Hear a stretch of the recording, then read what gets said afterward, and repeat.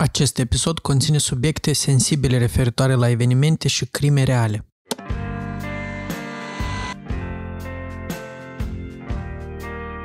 Episodul 1 s-a încheiat cu un suspect care se încadra perfect în tipul de infractor pe care îl căuta miliția. Ion Rămaru a fost descris de colegi și de cadrul didactic al facultății ca un tip ciudat, închis în sine, cu apucături stranii. Toate aceste informații, plus că adeverința lui purta numărul 347, care părea să corespundă cu ce au reușit ei să descifreze specialiștii, adică l-au făcut să se încadreze în rândul celor care prezentau un interes major. În fișa lui medicală se mai și menționa că suferă de psihopatie instabilă. Eu sunt Cristi și acesta e podcastul Așa o întrebare. Ăsta e episodul 2 din seria de podcasturi True Crime despre Ion Rămaru. În primul episod noi am trecut prin tot coșmarul pe care l-a făcut Ion Rămaru în București și asta ne lasă pe noi să intrăm în partea distractivă abia în episodul 2, unde vorbim chiar despre Ion Rămaru.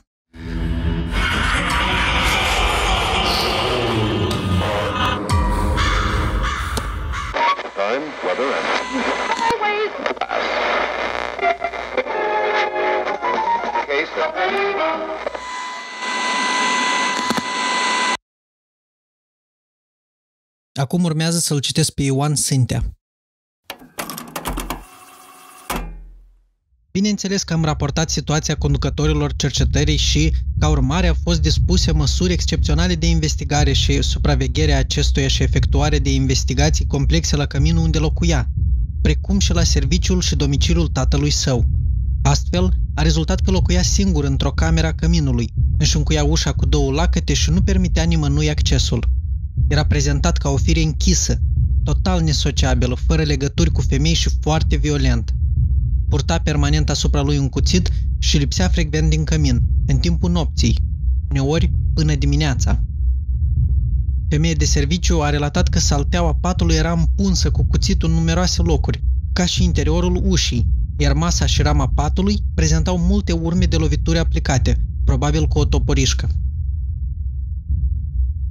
În temeiul acestor informații s-a apreciat că el ar fi criminalul căutat de către organele judiciare și s-a dispus arestarea lui în ziua de 27 mai 1971.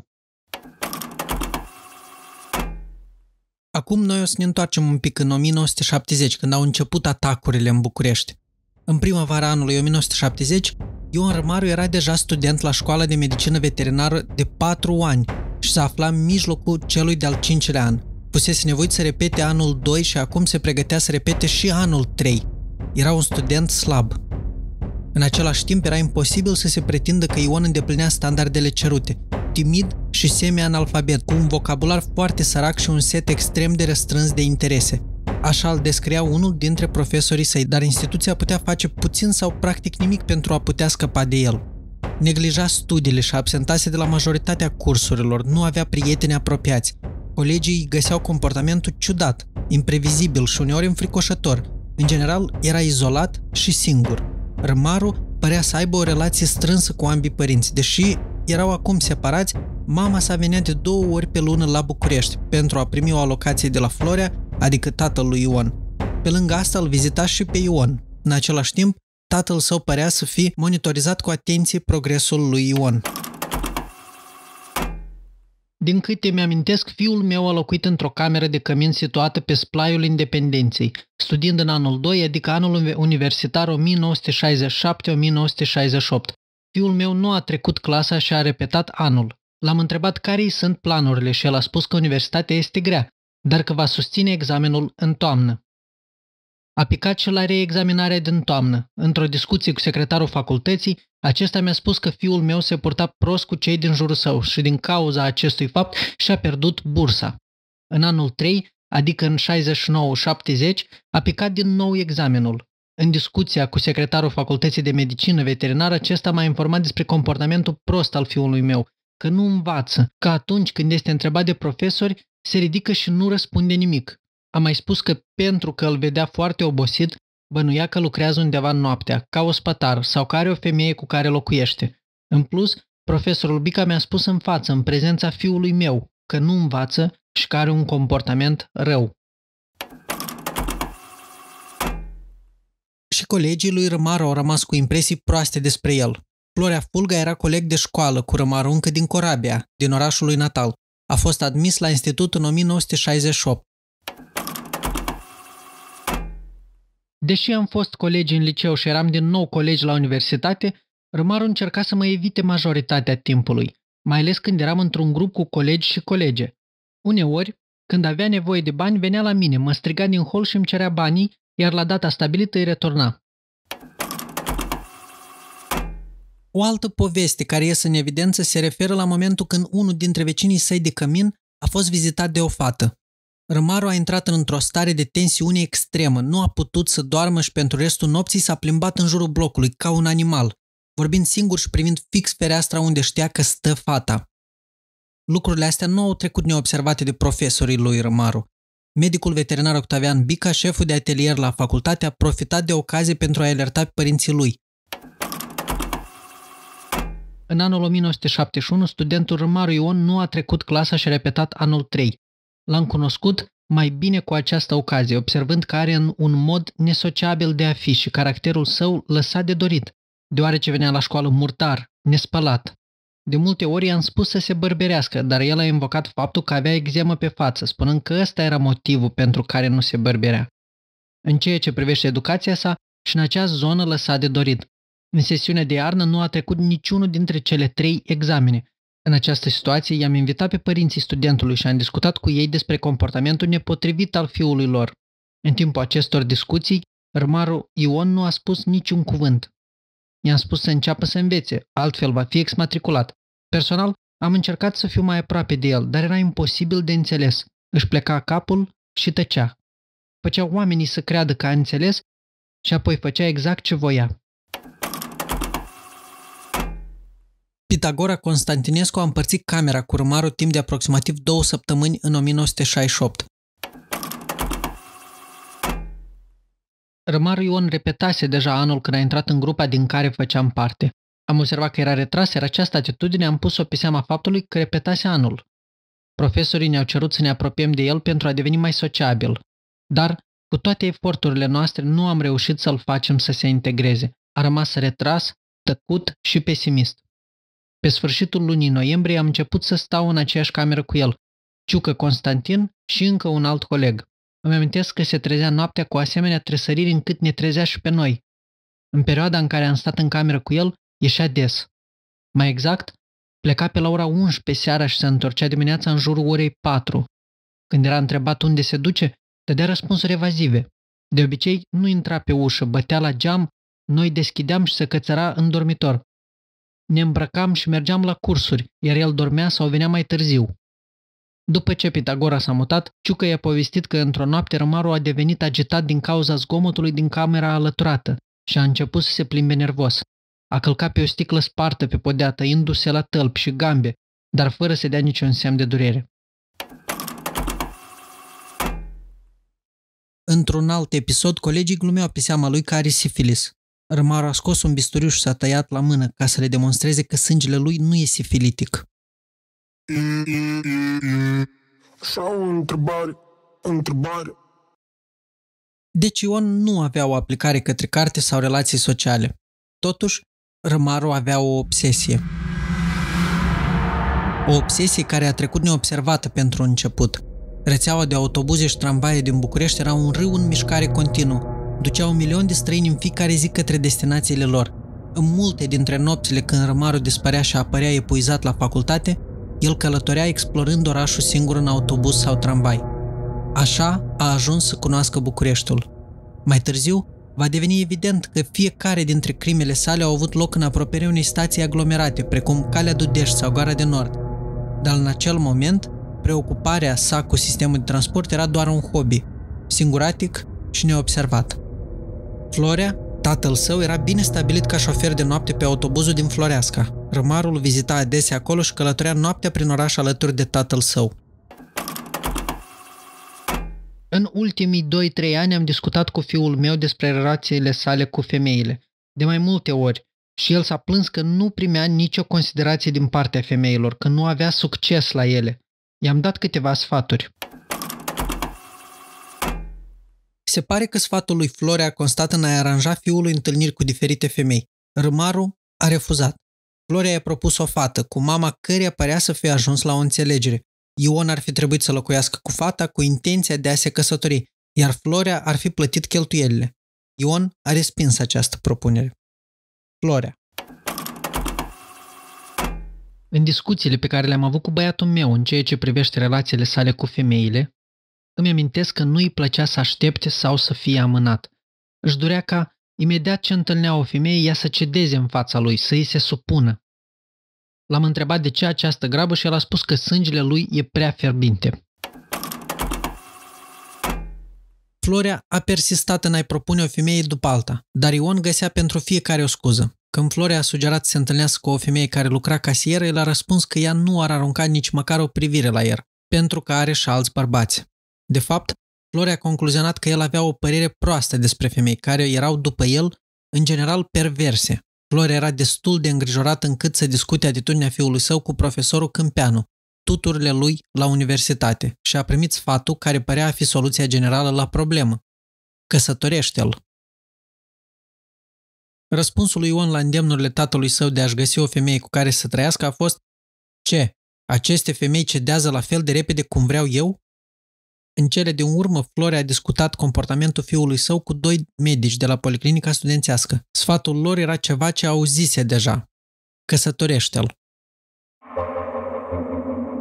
De un an de zile, Florea, tatăl său, locuia cu Filareta Călin. Ea și Ion nu s-au înțeles. Filareta era o femeie de 44 de ani, asertivă, și era clar pentru ea că Ion nu era interesat să aibă o relație cu ea.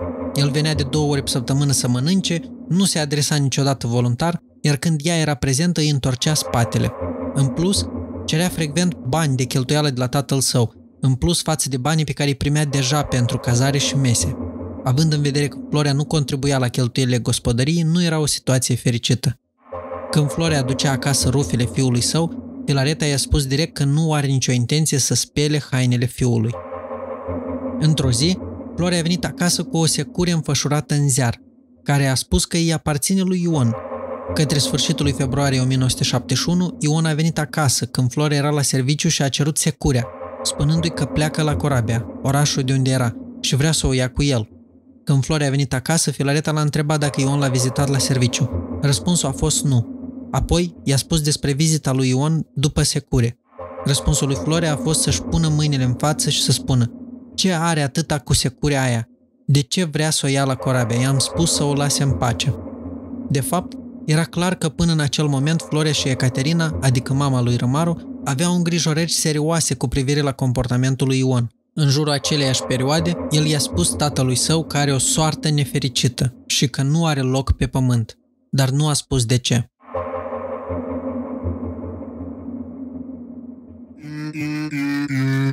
Așa o întrebare. La cămin, Ion a stat într-o cameră cu Constantin Ciobanu până în noiembrie 1970. Apoi a locuit cu Ionel Matei până în ianuarie 1971 și în cele din urmă a împărțit camera cu Constantin Năcuță, care după o lună a refuzat să mai stea cu Ion, dând vina pe faptul că Râmaru era somnambul. După aceea, Râmaru a locuit singur. De atunci, singurele persoane cu acces în camera lui au fost părinții lui. Când Ion s-a întors din Corabia după vacanța de vară, Florea a observat că purta un cuțit într-o teacă de piele. El a spus că l-a cumpărat de la un marinar. Florea i-a interzis să poarte cuțitul, dar, în timpul lunii februarie, când a vizitat camera lui Ion, a găsit cuțitul ascuns printre alte lucruri de pe un dulap. Se pare că a găsit și secure în același timp și l-a întrebat pe fiul său de ce avea nevoie de arme, la care Ion a răspuns că le are pentru a se apăra. Potrivit Mariei Murăruș, administratorul de la Institutul Nicolae Bălcescu, Râmaru era un caracter închis, izolat de ceilalți studenți. Din luna februarie, când a fost lăsat singur în cameră, a pus un lacăt la ușa de intrare, iar curățenia era făcut de către femeia de serviciu Luiza Bucăr, doar în prezența lui, deoarece el refuza să-i dea o cheie. Când era acasă, în Corabia, sora lui Ion a observat o nouă izolare a fratelui ei. Vorbea puțin, nu saluta vecinii, ieșea foarte rar din casă, iar privirea lui era mult schimbată. Bunica mea l-a întrebat ce are și a sugerat să meargă la medic, dar el a răspuns că nu e nimic în neregulă cu el. Florea i-a spus Ecaterinei, adică mamei, despre descoperirea cuțitului și a securii și a spus că le va confisca de la Ion. A mai spus că Ion umblă prin tot orașul noaptea, ca un vagabond. Și în acel moment s-a întrebat dacă Ion ar fi comis vreo crimă, din cauza zvonurilor din oraș, despre mai multe omoruri. Ecaterina a discutat acest lucru cu fiul ei. Când l-a întrebat de ce umblă noaptea, el a spus că merge la o fată. Pentru că nu a fost convinsă, mama lui a insistat, dar Ion a spus doar că a fost blestemat să nu aibă un loc printre oameni. Apoi i-a pus întrebarea crucială. Era el autorul crimelor despre care se vorbea la București? Expresia lui s-a schimbat și a spus să nu-l privească, pentru că nu mai era un băiat cu minte. Deocamdată, miliția nu avea nicio idee despre cum să prindă criminalul, fapt care a contribuit la crearea proiectului organizat în luna aprilie, operațiunea Vulturul. Între timp, primarul era acum aproape complet izolat de contactul cu oamenii din jurul său. În jurul lunii martie sau aprilie, Florea a mers să plătească pentru mâncare și cazarea lui și s-a întâlnit cu administratorul care i-a spus că fiul său era nebun, că se taie cu un cuțit, că nu avea prieteni sau prietene și că ar fi bine să-l căsătorească.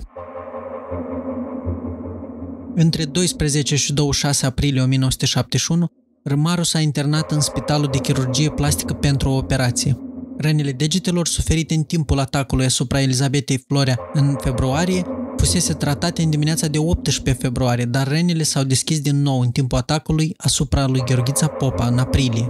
Operațiunea Vulturul avea ca scop să adune toate informațiile despre persoanele care se prezentau la cabinetele medicale și spitale cu răni cauzate de tăiere sau înțepare. În mod surprinzător, nimeni nu l-a raportat pe Rămaru. Acest lucru este mai surprinzător pentru că Rămaru atrăgea multă atenție. Nicolae Virgil Onaca, chirurgul care l-a operat în aprilie, a depus mărturie că în timpul spitalizării, precum și după aceea în tratamentul ambulatoriu la camera de urgență a spitalului, colaborarea cu pacientul Rămaru a fost foarte dificilă, dacă nu imposibilă, pentru că, în contradicție cu indicațiile medicale, pacientul își îndrepta singur pansamentul și suturile și nu respecta nicio instrucțiune medicală dată. Trebuie menționat și că pe tot timpul cât l-am cunoscut, pacientul Rămaru era neglijent, nespălat, neras. Domnica Bejenaru, o asistentă în unitate, a depus de asemenea o mărturie cu privire la excentricitatea lui Rămaru. A făcut impresia unui om ciudat, era foarte agitat, se trezea mereu noaptea, spunea că nu poate dormi și stătea pe hol, fumând. L-am întrebat de câteva ori dacă pot să-l ajut și să-i dau un sedativ, dar a refuzat, spunând că sedativele nu îi fac bine. Din tot personalul medical, doar mie mi-a permis să-i administrez 2 injecții cu penicilină. Era tăcut, nu vorbea cu nimeni în salon, avea o manieră aspră cu personalul medical, era recalcitrant. Deși era clar că Rămaru nu ar fi putut sau nu ar fi vrut să-și modifice comportamentul, el a avut prezența de spirit să-și convingă părinții să distrugă probele care îl conectau la atacuri. Florea, tatăl lui, a dus de mai multe ori haine pătate de sânge și foarte murdare la curățătoria Nufărul, unde le-a lăsat sub un alt nume. Celelalte articole vestimentare le-am luat acasă, în corabia, pentru a le spăla împreună cu hainele mele murdare. Cu această ocazie l-am întrebat pe băiat de ce hainele lui erau atât de murdare. El i-a spus că s-a răstogolit cu o femeie care l-a supărat pentru că a refuzat să-i cedeze. Întrebat despre petele de sânge de pe articolele vestimentare, a răspuns că s-a tăiat cu cuțitul, pentru că avea prea mult sânge. Am insistat cu această întrebare, dar el a dat același răspuns. Asta simțea, să se taie.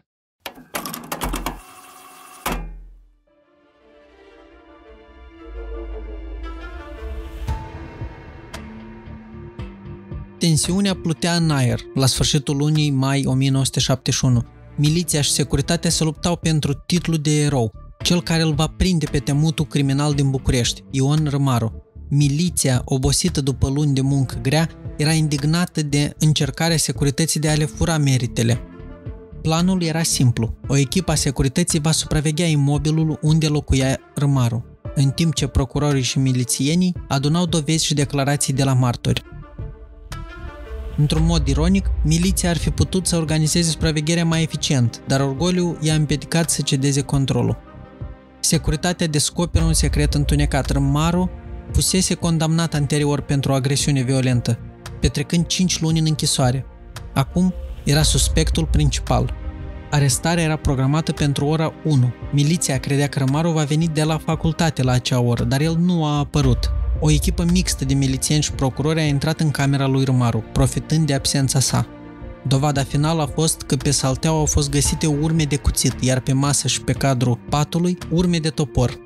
Hainele erau pătate cu sânge, iar un caiet conținea o hartă a orașului cu note criptice despre crime. Procurorul Dimitriu a declarat: acesta este criminalul pe care îl căutam. Când erau gata să plece, au auzit pași în hol. În ușă a apărut nimeni altul decât Ion Rămaru, care era iritat că ușa camerei era deschisă și pregătit să ceară explicații. O echipă a securității aștepta în fața căminului pentru a-l prinde pe Rămaru acolo, dar acesta a intrat prin ușa din spatele blocului. Milițienii erau șocați să-l vadă în ușă chiar pe omul pe care îl căutau, dar colonelul Ion Voicu a avut inspirația să zică: ce mai faci, mă, Ionele? Și să-i întindă mâna. Din reflex, Rămaru i-a strâns mâna. În acel moment, Ion Rămaru a fost înconjurat și când a întrebat ce caută ei aici, i s-au prezentat decizia de percheziție. Rămaru a încercat să bage mâna în geantă pe care o purta pe umăr, dar a fost imobilizat. În geantă avea toporișca și un cuțit. Vampirul din București a fost prins. Desigur că pentru miliție a fost un moment de mândrie că Ion Rămaru a reușit să treacă neobservat de securitate. Rămaru a intrat prin spate nu pentru că s-a autosesizat că era urmărit, ci pentru că asta era ritualul lui normal. Securitatea s-a mai scuzat și cu faptul că poza pe care o aveau ei era veche și că Rămaru arăta diferit acum. Așa o întrebare.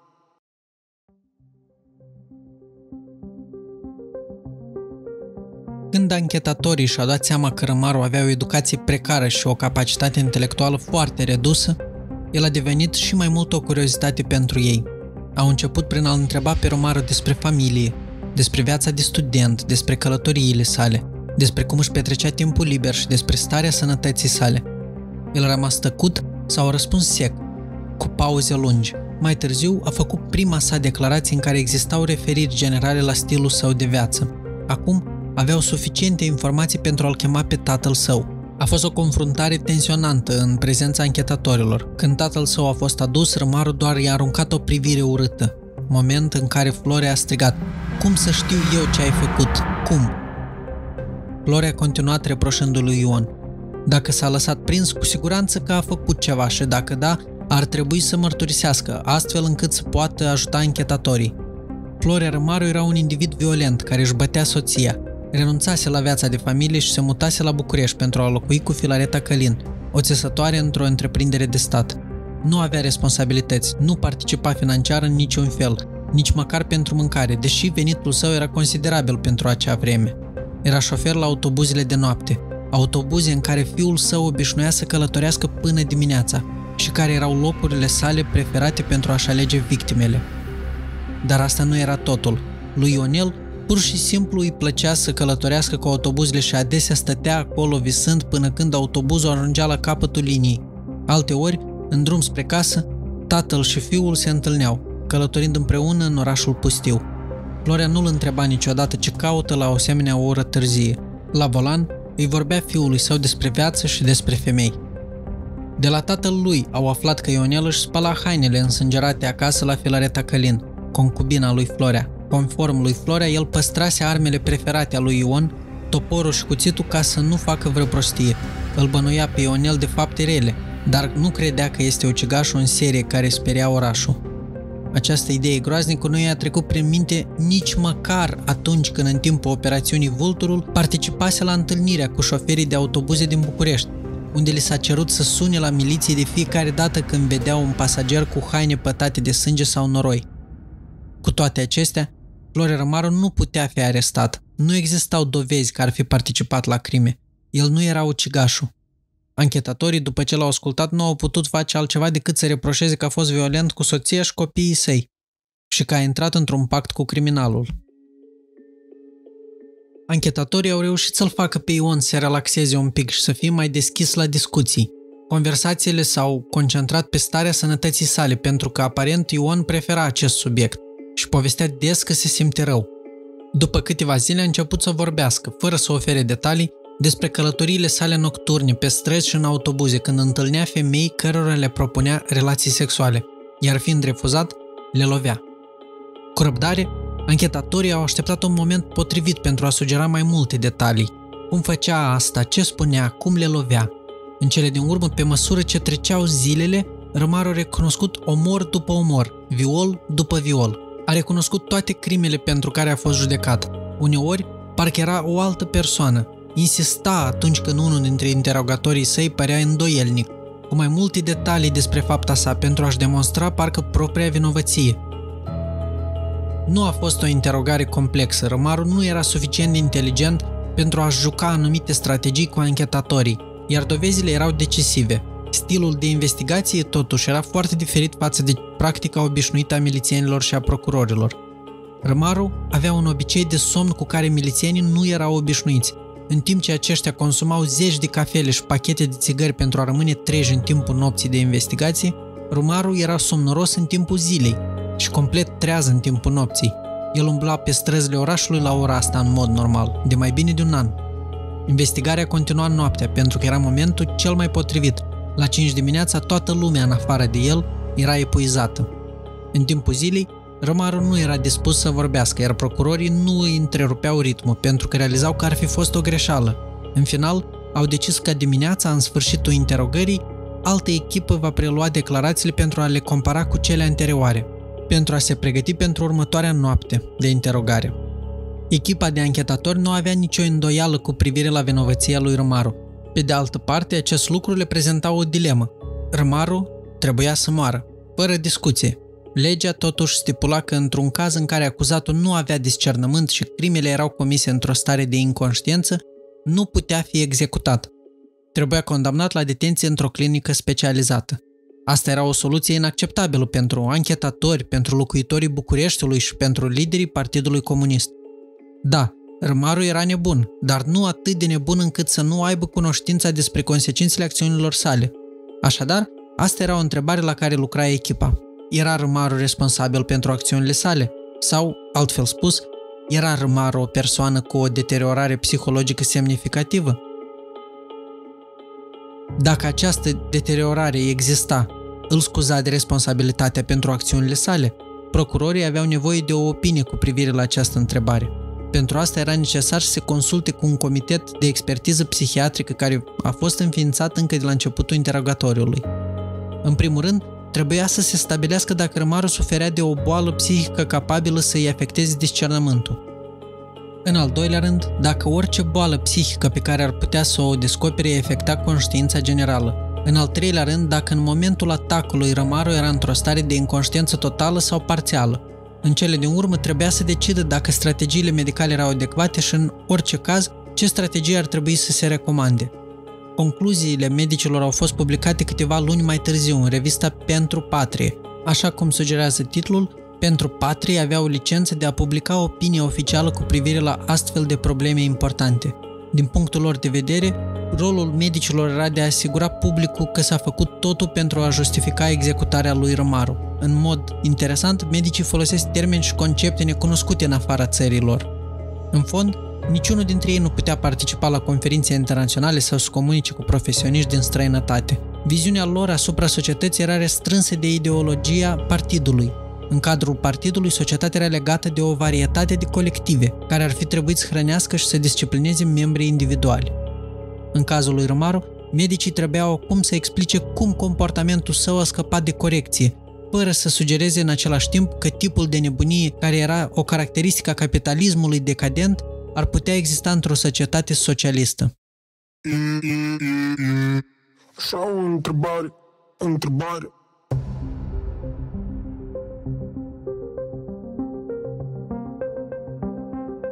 Într-un interviu cu comitetul au fost abordate mai multe aspecte. Primul a fost influența copilăriei și a condiționării timpurii a lui Rămaru.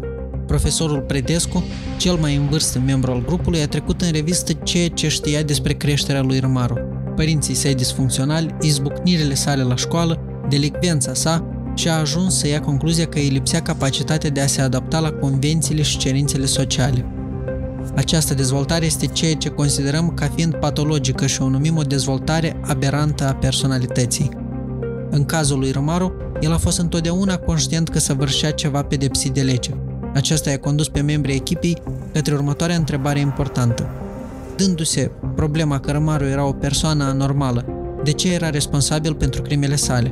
Dr. Vlad a avut două răspunsuri principale. În primul rând, faptul că pleca cu intenția de jaf sau viol. El pleca, în ghilimele, la muncă, iar finalitatea acțiunii sale depindea de realizarea obiectivului. A doilea punct era că nu era condus de un impuls irezistibil. El purta arme, arătând că acționa conștient cu privire la ce urma să facă. În plus, impulsurile sale nu erau de necontrolat, deoarece Rămaru a făcut mai multe încercări care au fost întrerupte când a auzit pași sau a văzut o lumină aprinsă.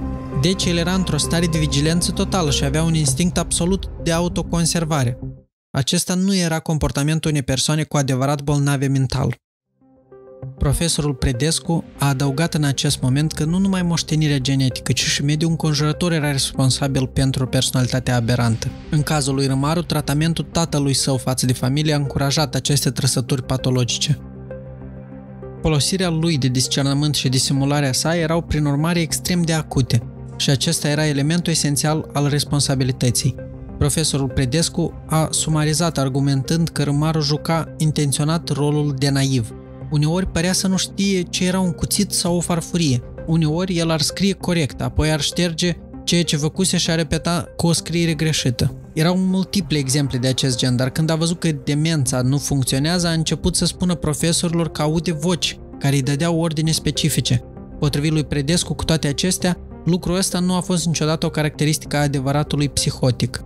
Acesta doar a dovedit capacitatea sa de a urma conștient un anumit scop. Spre deosebire de o persoană cu adevărat bolnavă psihic, el putea reproduce din memorie coerent, în secvențe, faptele pe care le săvârșise. S-a dedus într-un mod sigur că a fost o legătură între instrumentele crimii care i s-au arătat și propriile sale acțiuni. Aceasta a fost o altă dovadă că era complet lucind în timp ce aceste acțiuni aveau loc. Acțiunile sale se întâmplau cu asemenea luciditate încât orice inadvertență era notată în jurnalul său personal, la fel cum era notată și ordinea victimelor, locul unde a comis fapta, ce a uitat acolo. Deci, chiar și în cel mai intens moment al faptelor criminale, el avea o luciditate perfectă, îi rămânea memoria și lua măsuri pentru a evita descoperirea. Dr. Angeluț a concluzionat spunând că au interpretat starea de spirit a lui Rămaru și au ajuns la concluzia că Rămaru era responsabil pentru acțiunile sale.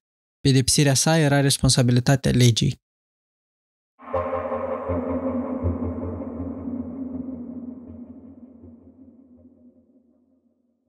Nu mai exista nicio barieră în calea condamnării lui Rămaru. Inițial, el a vorbit liber, recunoscând crimele de care a fost acuzat.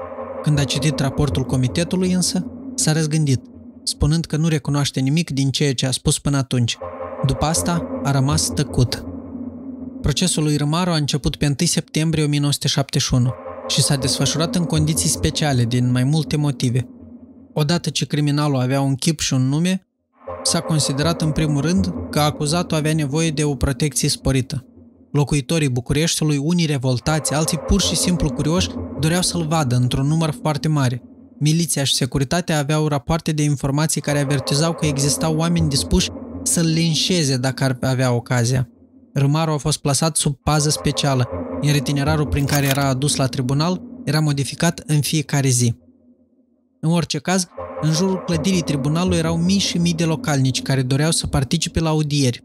Ca rezultat, tribunalul a decis că participarea la proces putea avea loc doar prin invitație oficială. Sala era plină până la refuz.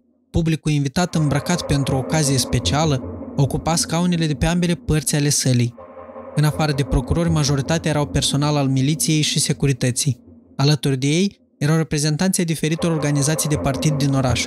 Rămaru a intrat în sală de judecată însoțit de 4 milițieni, cu mâinile legate la fiecare parte de unul dintre escortele sale. Aceștia i-au dat indicații referitoare la mișcările pe care trebuia să le facă, când să stea, când să se ridice, unde să stea. Avocatul său a cerut permisiunea instanței să-i dea jos cătușele, măcar pentru timpul care urma să fie întrebat. Dar cererea a fost respinsă pe motive de securitate. Era îmbrăcat într-o uniformă nouă de penitenciar, cu o cămașă albă de desubt. La prima vedere părea rezignat în fața situației sale, cu o expresie vacantă și distrasă. În fața sa era un microfon, pe care doar el îl folosea când se ridica să răspundă la întrebări. Din când în când privea publicul, zâmbind ușor. În special, ochii săi se opreau asupra victimelor care a supraviețuit și al căror stări de sănătate le permitea să fie prezente în sală. Procesul a început cu o cerere din partea lui Mihail Ghica, avocatul numit de instanță pentru apărare. A solicitat constituirea unui nou comitet de experți pentru a verifica rezultatele primului corp de experți, pe motiv că Rămaru nu putea fi considerat complet responsabil pentru acțiunile sale, deoarece un om normal nu ar comite astfel de crime. Cererea a fost respinsă de tribunal. Următoarea strategie a lui Ghica a fost să solicite clemență din partea instanței, în primul rând pentru că acuzatul era anormal, în ghilimele. În al doilea rând, pentru că intenția agresiunilor era violul, nu omorul.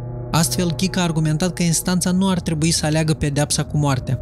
În schimb, pedeapsa ar trebui să fie o perioadă în închisoare, schimbând acuzațiile de omor extrem de grav într-una de omor premeditat. În replică, procuratura a prezentat un martor care a declarat că l-a recunoscut în boxa acuzatului pe tânărul care în dimineața de 9 mai 1970 a trecut pe stradă și a întrebat oamenii adunați dacă s-a întâmplat ceva în curtea aia. Aceasta s-a întâmplat după ce Elena Oprea, prima victimă, fusese transportată la spital într-o stare critică. Criminalul știa rezultatul mortal al primei sale agresiuni. Așadar, argumentele lui Ghica au căzut unul câte unul, iar așa cum a comentat avocatul în urmă cu câteva luni, argumentele sale aveau perspectiva destul de scăzute de succes. Noțiunea de responsabilitate atenuată nu este prezentă în legea noastră penală. În alte țări, de asemenea, justiția nu recunoaște nimic în afara celor două situații extreme. Subiectul infracțiunii a acționat cu discernământ și era astfel responsabil sau nu are discernământ și, prin urmare, nu este responsabil. În afară de acestea, faptele existau ca aspecte fundamentale, la fel ca și atitudinile lui Rămaru legate de proces. Am putut observa că Rămaru adopta unele atitudini care erau complet în conformitate cu interesele sale. De exemplu, încercând în ultimul său discurs la proces să-și transfere o parte din vina asupra tatălui său, simulând o cădere în timpul pledoariilor mele, exact când susțineam teza responsabilității atenuate.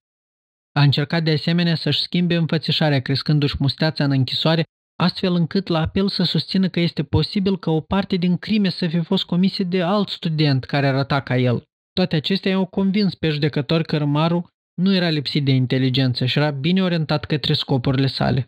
Eu însumi nu îmi puteam permite să trag concluzii nefavorabile asupra tezelor pe care eram obligat să le susțin, dar, dacă aș fi crezut că decizia luată era injustă, aș fi considerat că este datoria mea să folosesc toate căile legale pentru a îndepărta ceea ce aș fi văzut ca o nedreptate. Așa o întrebare. În discursul său final, Rămaru a făcut declarații noi și surprinzătoare. Încercând să susțină vina tatălui său, Rămaru a descris cum acesta l-a îndemnat să jefuiască și să violeze femei. În tinerețea sa, Rămaru a spus că tatăl său a făcut aceleași lucruri și nu a fost prins până în ziua de azi. Pentru a complica și mai mult lucrurile, una dintre victime, Maria Iordache, a declarat în timpul procesului că nu Ion Rămaru a atacat-o, ci tatăl său. Florea Rămaru se purta rău cu familia sa, își susținea fiul ascunzându-i banii și ducându-i hainele însângerate la curățătorie, astfel încât instanța a considerat că era posibilă complicitatea lui și a ordonat arestarea tatălui în timpul procesului. Într-o clipă, Florea Rămaru a fost arestat de 2 ofițeri îmbrăcați în civil, sub aplauzele publicului. Cum s-a dovedit ulterior, nu existau dovezi pentru a susține arestarea și Florea a fost eliberat mai târziu. În apelul adresat Tribunalului Suprem, Rămaru și-a retras acuzațiile anterioare și a afirmat că tatăl său era de fapt nevinovat. Am spus asta despre el în tribunal, nu știu de ce, probabil din cauza durerii pentru că a bătut-o pe mama când a venit acasă. Prin urmare, nu existau dovezi de complicitate în comiterea atacurilor. Pentru complicitatea sa în ascunderea probelor, Florea a rămas nepedepsit de lege.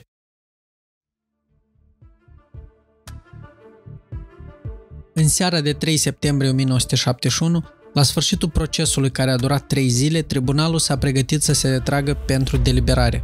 Procuratura, prin procurorul Butnariu, cerea pedeapsa cu moartea în numele legii. Apărarea prin avocatul Ghica cerea în numele umanității închisoare. Tribunalul a constatat că, deoarece Rămaru nu ținea cont de umanitate, forța legii cerea satisfacția deplină. Judecătorul Ion Manole a luat în considerare faptul că Rămaru fusese deja condamnat la 5 luni pentru jaf și faptul că era judecat pentru o infracțiune extrem de grave, care prin natura lor periculoasă au provocat indignare profundă a publicului și au creat un sentiment de teamă și insecuritate printre femeile angajate care erau obligate, prin natura muncii lor, să circule în ore târzii. Că, deși avea toate condițiile să se dezvolte normal și să progreseze în învățare, devenind chiar student, el a preferat să abandoneze învățarea și să se dedice acțiunilor de o ferocitate rar întâlnită. Tribunalul l-a condamnat pentru 23 de infracțiuni repetate, cum ar fi jaf, furt calificat, tentativă de viol, tentativă de omor cu vătămare corporală gravă, omor calificat și omor extrem de grav. Pentru toate acestea, excluzând infracțiunea de omor extrem de grav, a primit un total de 219 ani de închisoare. Pentru infracțiunea de omor extrem de grav a fost condamnat la moarte. Legea i-a permis să declare recurs în termen de 10 zile de la pronunțarea sentinței. A făcut acest lucru verbal în aceeași zi. Nu prea era nimic de adăugat. Cu toate acestea, Rămaru însuși a încercat să își transfere parțial vina pe tatăl său din nou, sau pe un arab pe care pretindea că l-a întâlnit cu 2 ani înainte. Acest om, numit Ahmed, îi oferea adesea țigări de opiu, care produceau un efect halucinogen și sub influența lor este posibil să fie acționat în mod criminal. Dar Rămaru a declarat de asemenea că Ahmed a fost cel care a comis majoritatea crimelor și violurilor, determinându-l să participe la unele dintre ele. Povestea era atât de fantastică încât judecătorii de la Curtea Supremă nu au luat-o în considerare nici măcar pentru un moment. Regret profund și din toată conștiința mea tot ce am făcut și în numele Providenței vă rog să-mi lăsați viața, deși nu am făcut același lucru pentru alții. În lumina legislației statului nostru socialist, rămân plin de speranță și aștept decizia la care veți ajunge. Veți contribui prin aceasta într-un mod uman la viața unui om care nu a fost capabil să lase viața altor oameni, dar care totuși poate fi util în societate după ce îmi voi ispăși pedeapsa.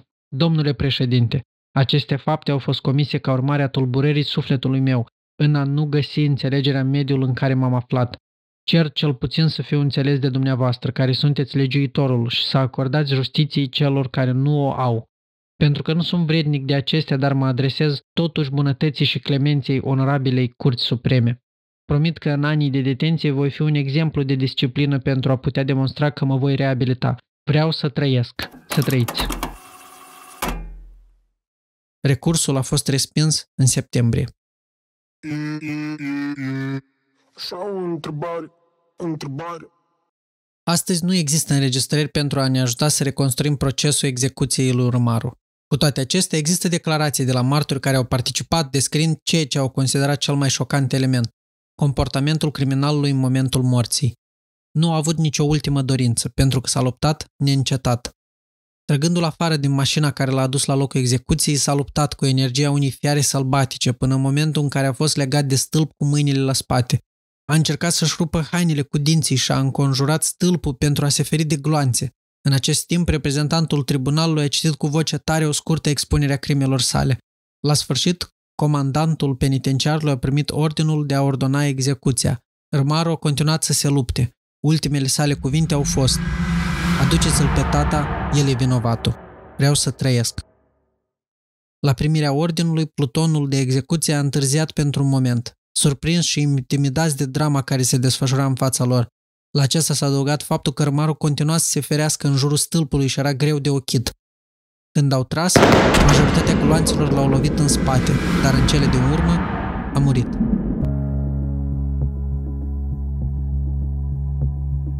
După moartea lui Rămaru, orașul s-a întors la liniște. Locuitorii ieșeau pe străzi fără anxietate, iar miliția și-a redus echipele nocturne și controalele de identitate. Chiar și hoții obișnuiți care acționau în principal noaptea s-au simțit ușurați și au revenit la vechile obiceiuri. Câteva săptămâni după execuție, zvonurile au exagerat evenimentele în mod excesiv și au creat mituri urbane, care sunt încă în circulație. Zvonurile, în general, făcea referire la modul în care acționa și la numărul victimelor sale. Se credea, de exemplu, că Rămaru obișnuia să bea sângele victimelor. De aceea, printre primele porechile pe care le-a primit a fost Vampirul din București. În plus, deși Rămaru era un tânăr care se simțea permanent intimidat de femei, poveștile care circulau despre el spuneau că era un bărbat fermecător, iubit de femei care se îndrăgosteau nebunește de aspectul său, atât de mult încât erau fete care îi spălau cămășile pline de sânge, participând indirect și prin secret la acțiunile sale criminale. În toate aceste relatări legate de Rămaru, a fost imposibil să nu existe un zvon în care miliția sau securitatea să fie avut un rol. Mulți dintre milițienii superiori credeau că Florea Rămaru fusese în cel puțin un complice. Întâmplător, Florea a murit un an mai târziu, căzând de pe un tren în mișcare. În urma acuzațiilor inițiale a lui Rămaru, s-a răspândit povestea că în 1944 au avut loc crime similare în București, în care singurele indicii rămase au fost amprentele de la pantofii și degetele ucigașului. La examinarea corpului lui Florea, se pare că mărimea pantofilor și amprentele degetelor îi se potriveau. O altă poveste spune că Rămaru este încă în viață, fiind scos ilegal din țară de securitate. Motivul este neclar. Așa funcționează străzile oriunde în lume. Este adevărat în acest caz că regimul trebuia să poarte o parte din vină. Tendința către secret și lipsa informațiilor oferite publicului au încurajat românii să creeze fantezii. Pe de altă parte, acest proces de testare a diverselor invenții împotriva realității este modul în care o comunitate, în care a avut loc un eveniment major și greu de explicat, se protejează, își învață lecția și își revizuiește faptele. Autoritățile orașului au învățat și lecții practice. În primul rând, au fost implementate noi aranjamente de organizare. A apărut noua regulă de serviciu și o luptă a trupelor de gardă, care guverna supravegherea Ministerului de Interne și a Consiliului pentru Securitatea Statului. După aceea, lucrurile s-au schimbat din nou. Centralizarea care a avut loc în timpul operațiunii Vulturul i-a convins pe cei din regim că ar trebui să existe o nouă reformă și că ar trebui să centralizeze toate serviciile de poliție. În 72 a fost elaborat decretul numărul 130, care stipula fuzionarea Consiliului pentru Securitatea Statului și a Ministerului Afacerilor Interne într-o singură structură gigantă, noul Minister al Afacerilor Interne. Noua instituție era compusă de securitate, miliție, trupele de securitate și pompieri, penitenciare și arhivele statului. Decretul menționa de asemenea că trupele de securitate erau responsabile, dacă era necesar, pentru menținerea ordinii publice și paza obiectivelor de importanță specială. Miliția și-a făcut și ea propriile reforme. Acestea au fost timide, dar necesare. Operațiunea Vulturul a evidențiat faptul că miliția a fost luată prin surprindere de acest caz și avea nevoie de reorganizare și de noi metode de lucru. Câteva luni după arestarea lui Rămaru, miliția a stabilit o nouă structură internă, Centrul de Cercetare și Testare Psihologică, pentru a pune un accent mai mare pe instruirea ofițerilor în domeniul psihologiei. În plus, testarea psihologică a fost introdusă ca o cerință obligatorie pentru recruții miliției, iar rolul medicilor de psihiatrie și psihologie a devenit mult mai important în activitatea ofițerilor decât fusese până atunci. În afara tuturor acestor schimbări administrative generate de cazul măcelarului din București, teribila povestirea lui Rămaru a intrat în sălile de clasă ale școlii de miliție și a devenit un caz de studiat predat de profesorii viitorilor ofițeri ai miliției și securității. Rămaru devenise acum istorie.